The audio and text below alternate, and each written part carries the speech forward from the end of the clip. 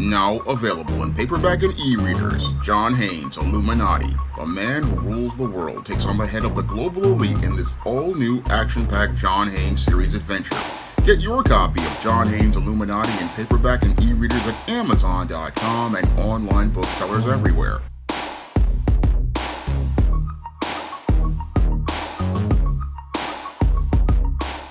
I got a couple of comments on my video talking about New York Mayor Eric Adams going to a Burger King on Fulton Street in Lower Manhattan.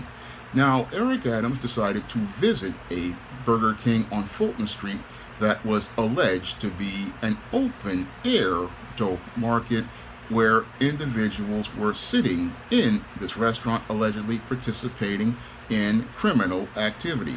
Now, these allegations were made by a filmmaker, Kevin Kaufman, who resides in the Lower Manhattan area, who has filed a $15 million lawsuit against the Burger King franchise owner, Lamir Sultanzadeh.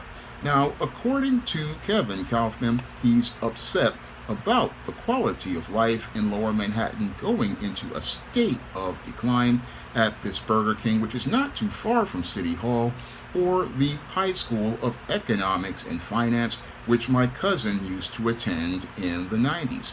Now, this location is very close to those two primary areas, and the High School of Economics and Finance has a lot of kids who used to go to that Burger King to go get their food after school or before school, and a lot of those kids go there and go to that Burger King. So that place has been a place where a lot of young people have been going for many years, and a lot of kids go there from class trips and other schools all across the city and from other suburban areas that visit the Wall Street area.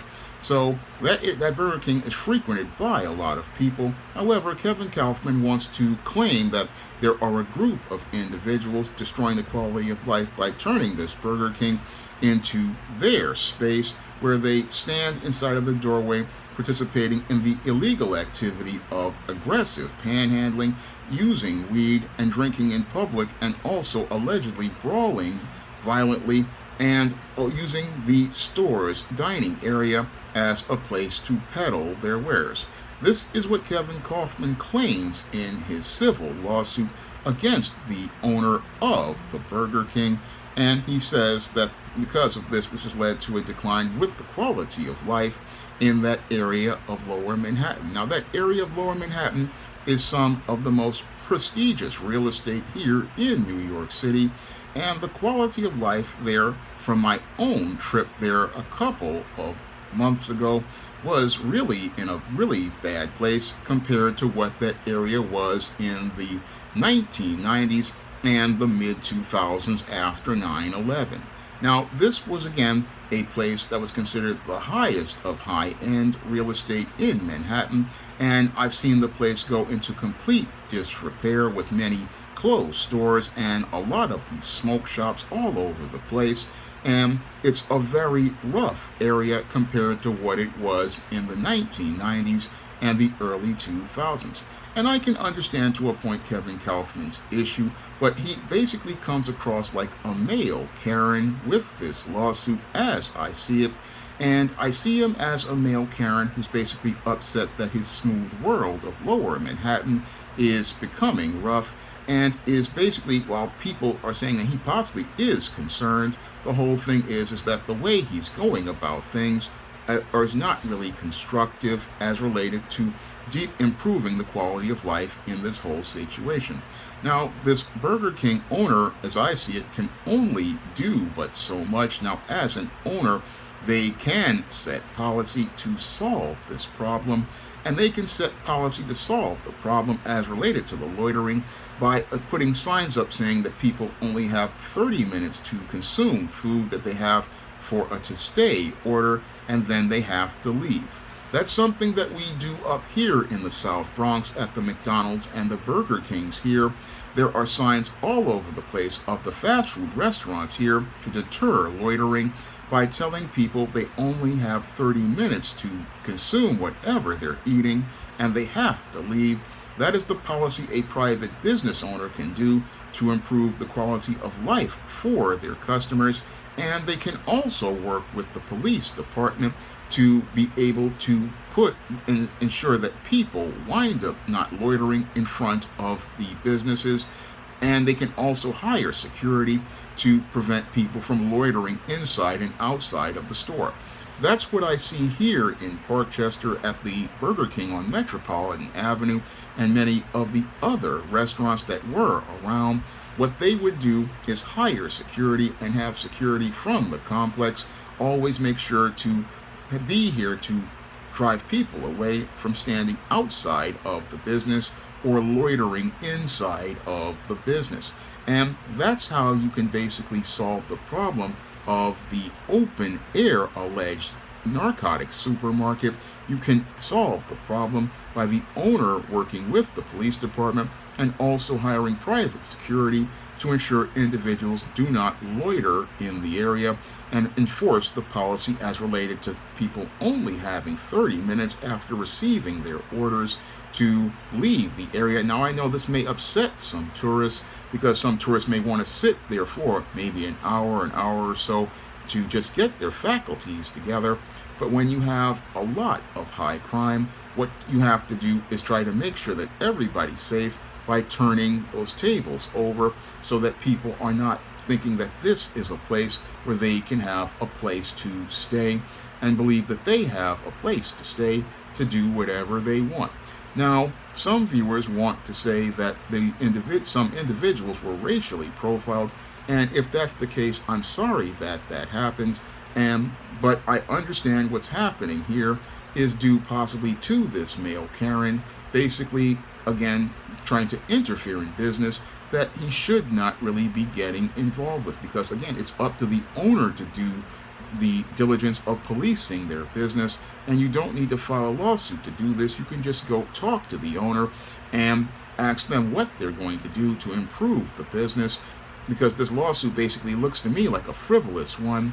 But the whole thing is, these males, if they are in this business, you can't say that they're good guys in some way, because you're sitting inside of a private business, and if you're not buying any food to eat, then basically you're loitering in that business, and loitering is something you don't want to do, because when a black man goes out here and loiters in a business, what he does is take the target that's already on his back for being a black man and turn it into a widening gyre that becomes an easy shot for somebody like this male Karen to be able to take.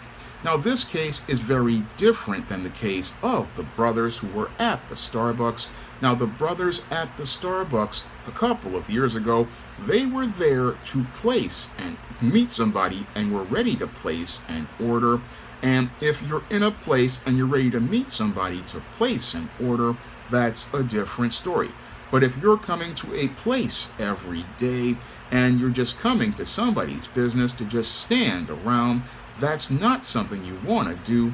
Now, I know some brothers love to stand outside of the Arab Corner grocery store, but you're only there because of this guy being nice to you, and this guy who runs this Burger King may be being nice to you, but in actuality, you're basically violating the business laws and the laws of the city as related to loitering, because you're in a place and you're not really doing anything, and you're putting yourself in a place where you're putting a target on your back.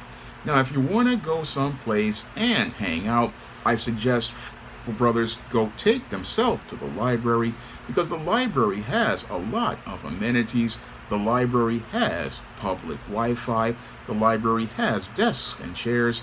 And if you want to go someplace, you can go to a library. And I used to use public libraries from about 2015 to about 2018 to go do much of my business, because I didn't have internet at home. So I would go there. After making my videos, I would get up and walk 9 blocks all the way over to the library, be there from about 10 o'clock to about 2 o'clock, uploading videos, promoting books, and looking for jobs. That's what I would do, because I understood that in a public library, it's not considered loitering, and it's not considered loitering because a public library is a public space, and in that public space, if I'm there as a person, I'm there to be able to do business, whether it be looking for jobs, working the internet, and again, working and looking for work or doing business.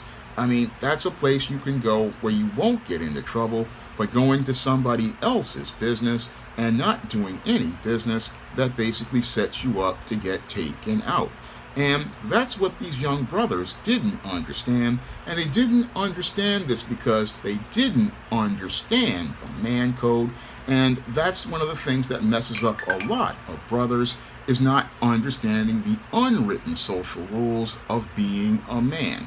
Because part of the unwritten social rules of being a man is understanding that when you go out someplace, you need to have a purpose and have a place you want to go, because you don't want to go just be in the street, because what people will do is say, oh, that guy's going into that Burger King, he's standing around, he ain't doing nothing, we see him every day, and they're going to think that you're participating in some sort of suspicious activity. So that's why you don't want to be in that place. And that's what many of these guys don't understand, because they don't understand man code. Now, the mayor himself didn't understand man code, and that's what the principal part of that video was all about, that some viewers don't understand. They don't understand that part of being a leader is understanding the rules of the man code, and part of understanding the man code is understanding your role as a leader and the message you send to people.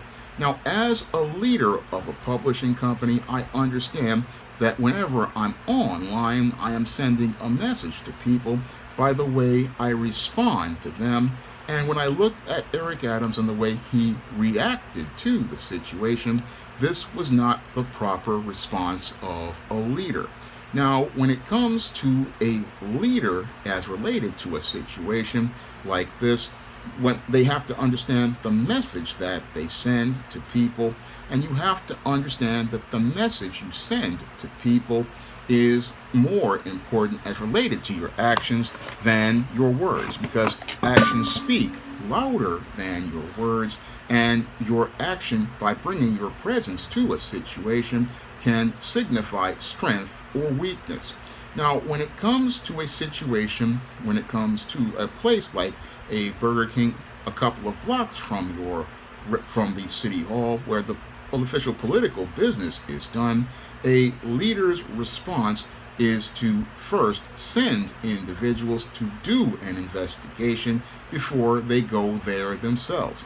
That's the protocol for a leader, because what you want to do is send a message to those individuals that my representatives are going to handle this business, and they're going to handle this business because I have been told about you, and I want to get an assessment from them on the situation. That's what a leader does to show strength, because that sends a message to people that, okay, we're on notice about being in this place, and we are on notice because now we have representatives coming to investigate the situation, and those representatives should have been from the NYPD as related to plainclothes officers to start looking around the place and asking questions. That would have sent a message to those individuals that were in that store that, okay, this loitering has to stop, and we need to go find someplace else to go. Now, that's the way you do it as related to protocol, and they will give you a report of what happened. And once you get the report of what happens, then you can set a course to deal with these individuals in a way that lets them know that they are, if they are participating in illegal activity, that they need to cease that illegal activity before arrest or take place. Now, when it comes to this whole situation, you have Eric Adams, who just walked away from protocol. And when he walked away from protocol, he basically sent a message to people like this Kevin Kaufman that he's a weak leader, because when you go down to the Burger King to go talk to the individuals, that's coming from a position of weakness. And you're coming from a position of weakness because you're basically giving power to these individuals who are loitering inside of this store, who should have been dealt with by the store owner or by your delegates. They should have been dealt with by individuals who could have handled that business.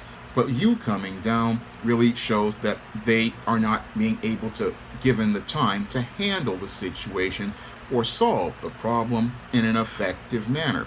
So when you have leadership coming down and looking to solve the problem themselves, that really makes you question the competence of the individuals working for them and the person in charge, because it shows that they are not in control of the situation, and that's what flies over the heads of some of the viewers. They don't really understand how leadership works. They don't understand that when you are a leader, you are the one who is setting the standard and setting the course. And if you are not running the course is running you. And that's what happened here at the Burger King with Eric Adams. The situation ran him. He did not run the situation.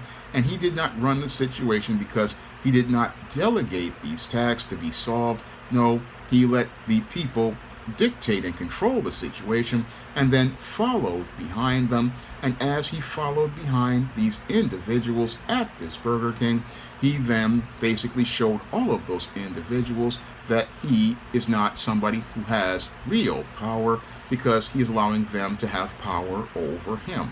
And as he allows them to have power over them, what he does is show his weakness by going to talk to these individuals. And then as he's talking to these individuals, going into this jive that's really disingenuous about offering them jobs. No, a leader doesn't offer you a job unless there is something you can do for them.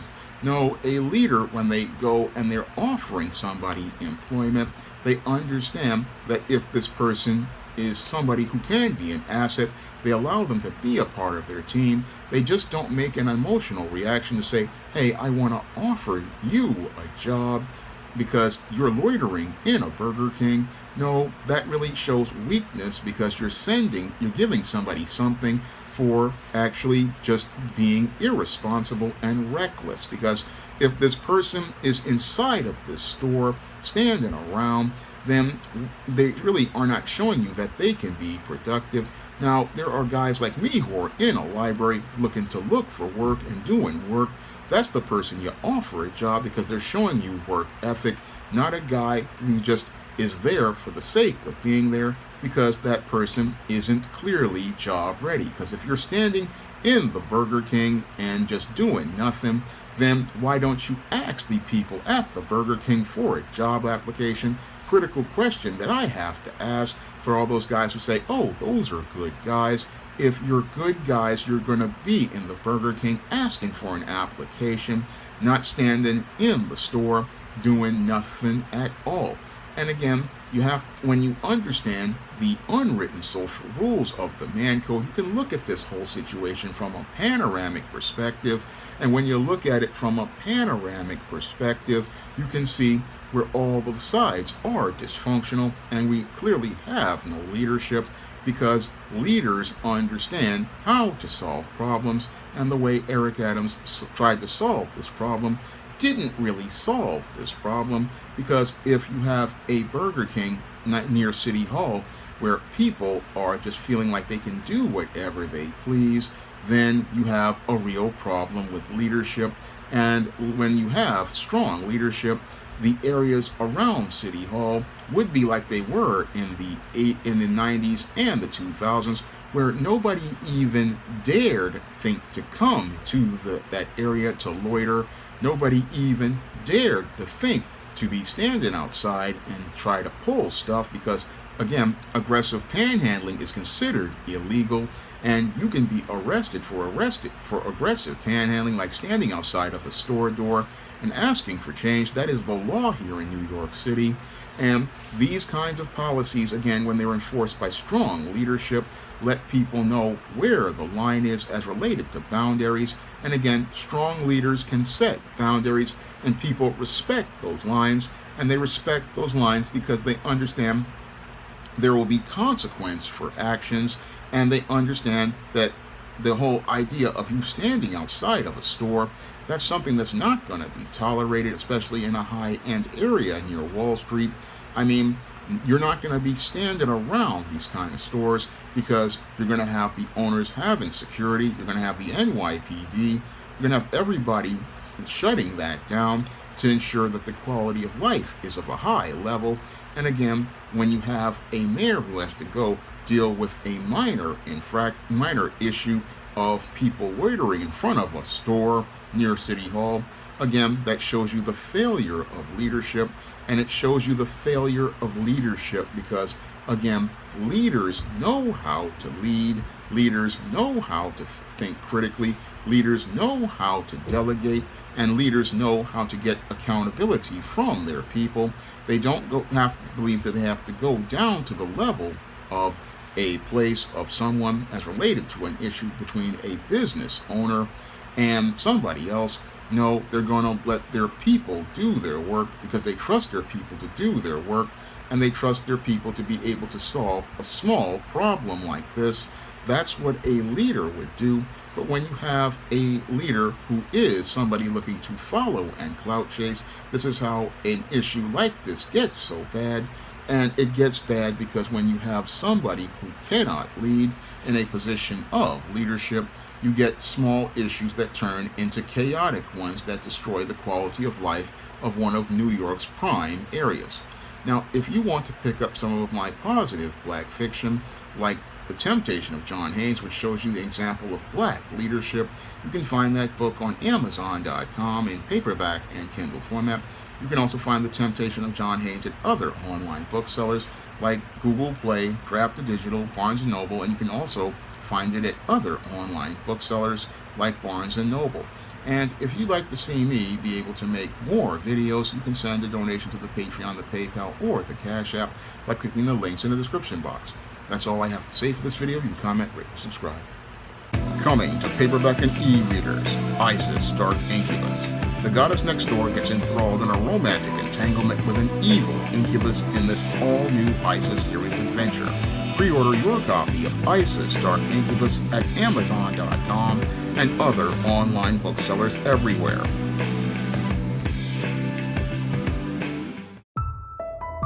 Coming to paperback and e-readers, Esteem Horror in the Hamptons. The aspiring angel tries to escape a house of horrors in this all-new Esteem series adventure. Pre-order your copy of Esteem Horror in the Hamptons in digital format at Amazon.com, Google Play, Draft to Digital, and other digital booksellers, or pick up your paperback copy on May 24th. Support Black-owned and Black-operated digital broadcast media. www.niceradionetwork.com. Nice Radio Network, broadcasting 24 hours a day, 7 days a week.